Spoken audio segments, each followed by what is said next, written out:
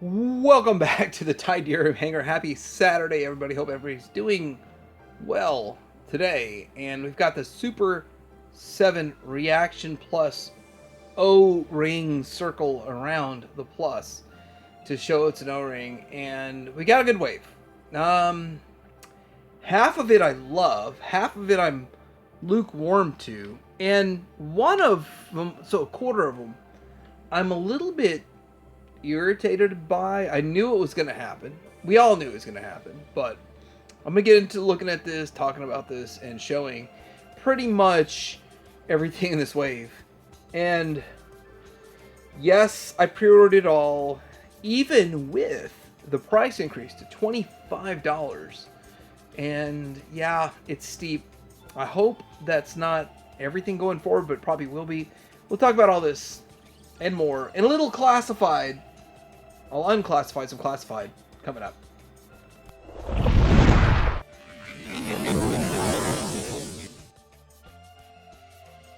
Let's just start off with a favorite of mine, and it's Pythona. And I have to admit, there's a few things I have to admit, that Super 7 is doing this correctly. They're not just starting at 1982, give us the lame tin, the straight arms, and all that kind of stuff. Although this kind of looks straight arm to me.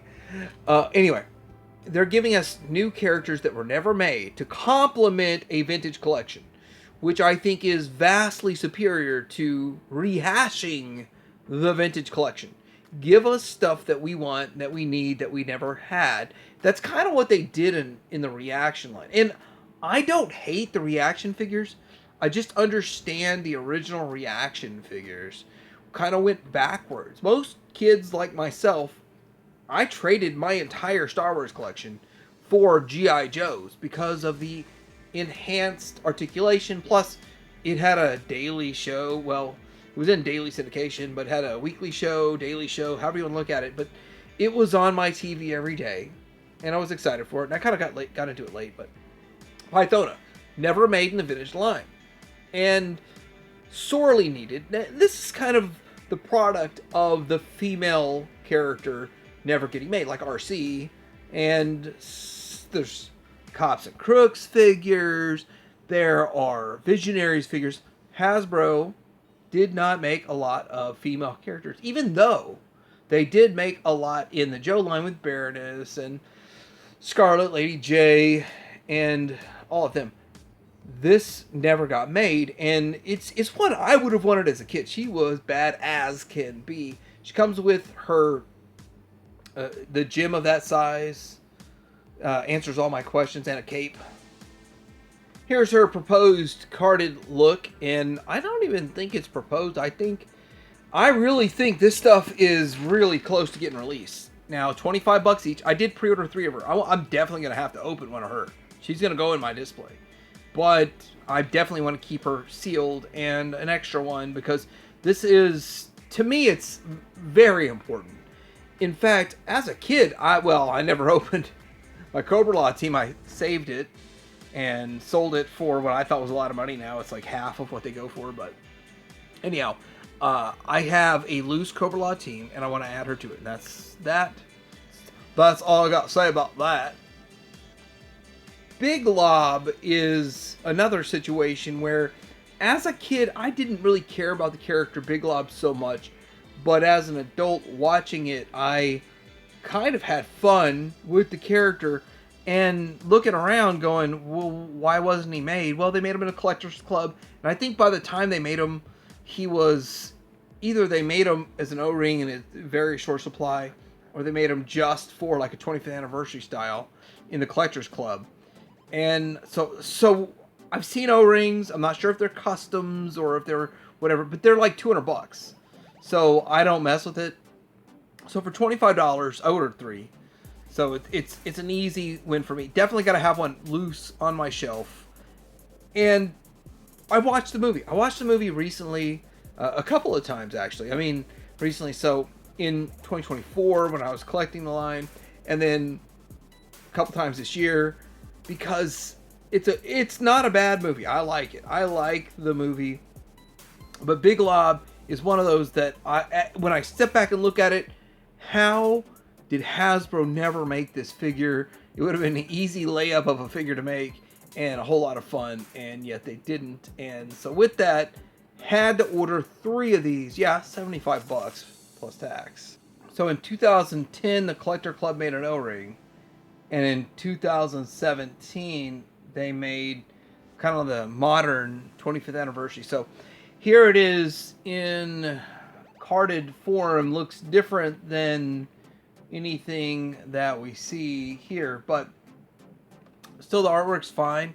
I like this artwork. I wish this had the white stripe around it, but it is what it is. Still looks good overall. Big lob ×3. So Destro, and this one looks okay.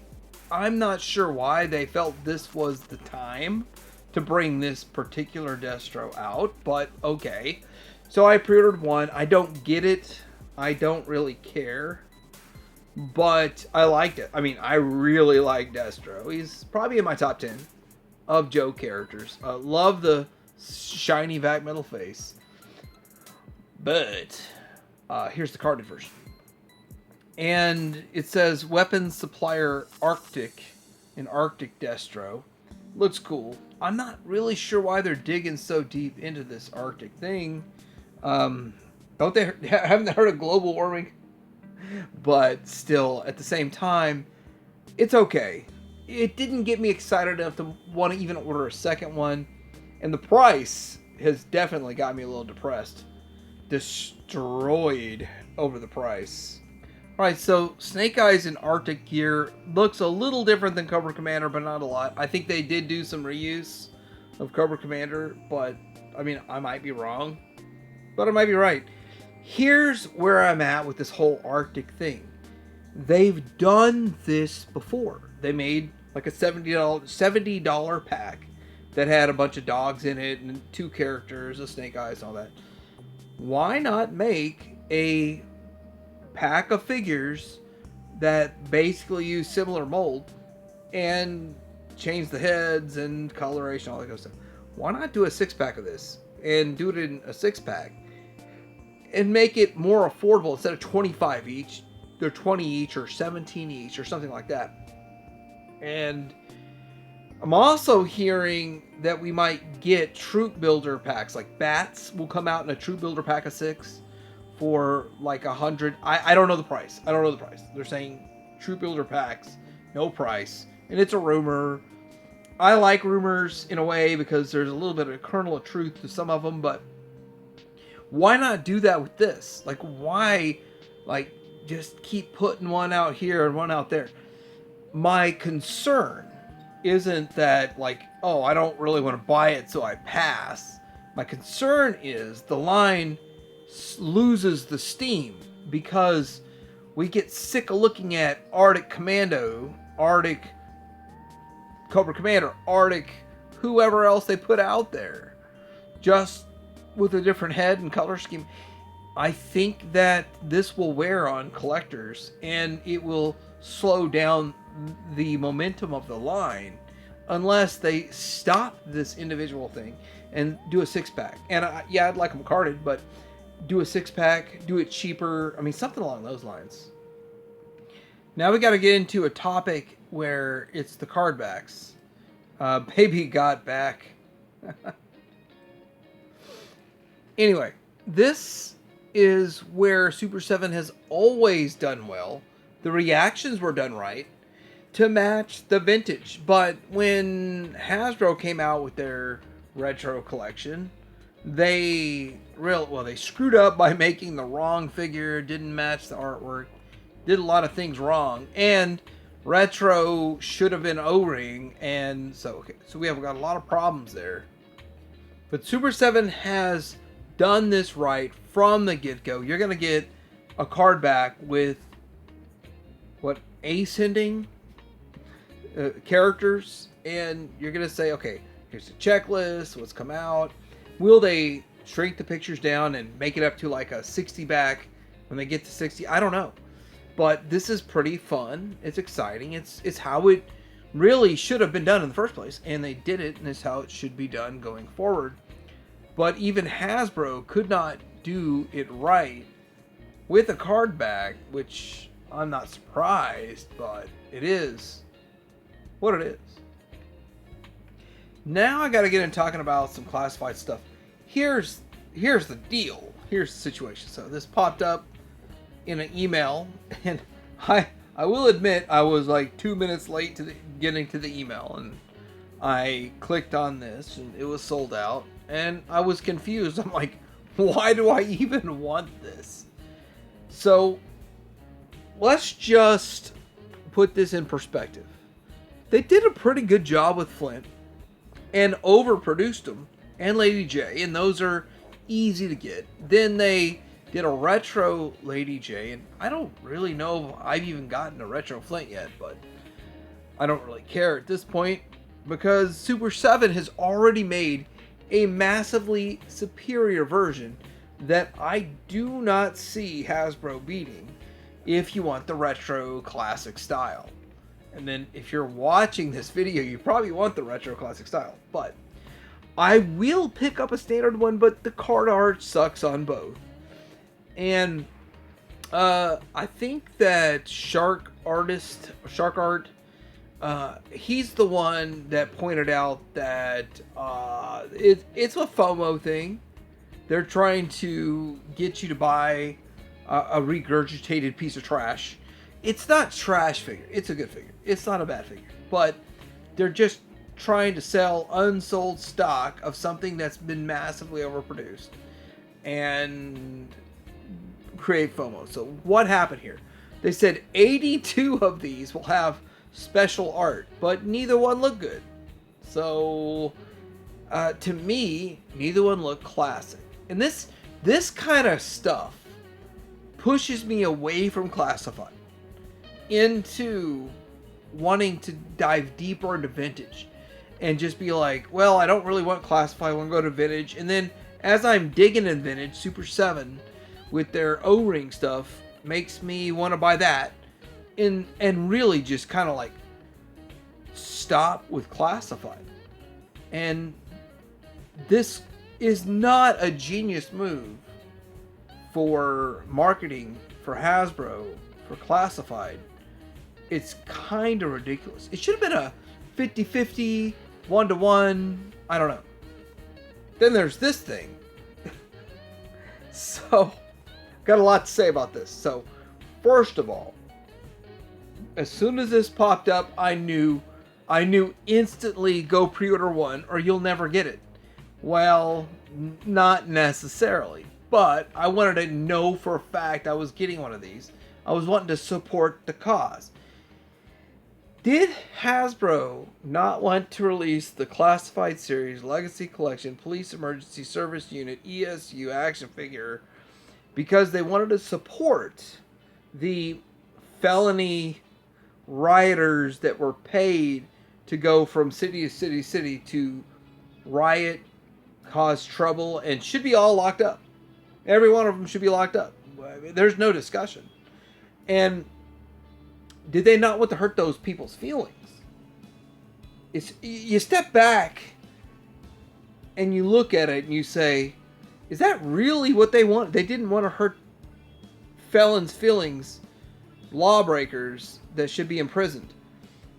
Or did they want to create FOMO? Did they want at least one of these legacy figures to sell out? And guess what? It's sold out everywhere. But here's the thing. There's a lot of weird stuff. So when this should have initially gone up for pre-order, the other figures, like I just got my Monkey Wrench. Monkey Wrench just came in. They're showing up. But this isn't going to be out till December. And it's really weird. It's really strange that that's going on.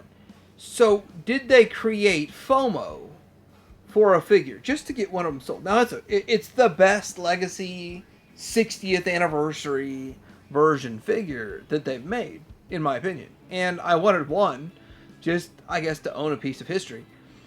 But now that I think about it, Valver should just make riot shields and all this gear so Duke and all them can take out all these hired thug felons.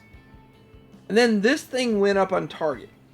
This 2-pack. People are beyond stressed about this. And I'm kind of laughing a bit. I'm thinking every single one of these Target ones sells out right away, and then the pre-orders get canceled, and then they show up in the store in droves, and it's easy to get. So why are you stressing? I'm not stressing, but at the end of the day, I'm not really trying to get all the lame 10 Joes in classified, but if I can get them cheap, which I think this will be. Now this and the police officer might actually go to sell clearance, because we saw that recently with a Star Wars retro 6-pack. They all got canceled. Everybody's stressed. People paid $150 online to buy one, and then they went to clearance. Their clearance down to $12 now in some Targets because there's so many piling up. But will this happen with this? I don't know. I can't guarantee anything. It's sold out. Same thing with the police officer, the ESU. He's sold out. So we'll see with all that. All I can say is that I get less excited every time I hear anything about classified. I was excited for a while, but the shady maneuvers, the marketing to create FOMO and all that, I understand it. A declining market that we've seen for 3 years, since the U.S. has been in a technical depression, you got to do something, right? And Super 7 is doing their part with raising prices. Now, when you raise the prices, less people sell. So more collectors completely abandon the project as you raise prices, and they know that. They've experienced that. They've seen it before. So will be interesting to see how this goes going forward. But my prediction is, as we go forward with Hasbro and Super 7, higher prices, lower production runs, meaning ridiculous aftermarket that I don't want to pay. That didn't hang around.